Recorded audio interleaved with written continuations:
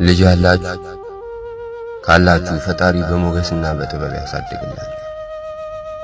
ይኸውልሽ እህቴ፣ በልጅሽ ምክንያት ብዙ ልትሸከሚያቸው ማትሻቸው ነገሮች አሳልፈሽ ይሆናል። ለልጅሽ ስትይ ማትፈልጊውን ነገር ውስጥም ገብተሽ ይሆናል።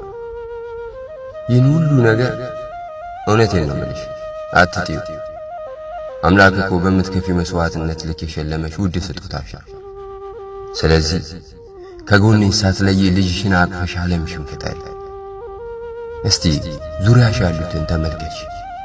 ብዙዎች ለፍተው ደክመው ሀብት አከማችተው ነገር ግን ለልጅ ያልታደሉ ቤት ይቁጠራቸው። አንቺ የምትማረሪበት ለእነሱ ግን ናፍቆት የሆነባቸው። ይህንንም አስተውል። ስለዚህ ልጅሽን መኩሪያሽ አድርጊ። አንተስ ወንድሜ ልጅ እያለህ ያፈርክበት ማመን የከበደህ አሊያም የጀርባ ታሪኬን ያበላሻል ብለህ የሸሸኸው ግድ የለህም። ወደ ልጅ ተመለስ፣ እቀፈው። መርዳት ባትችል ቢያንስ አባትነት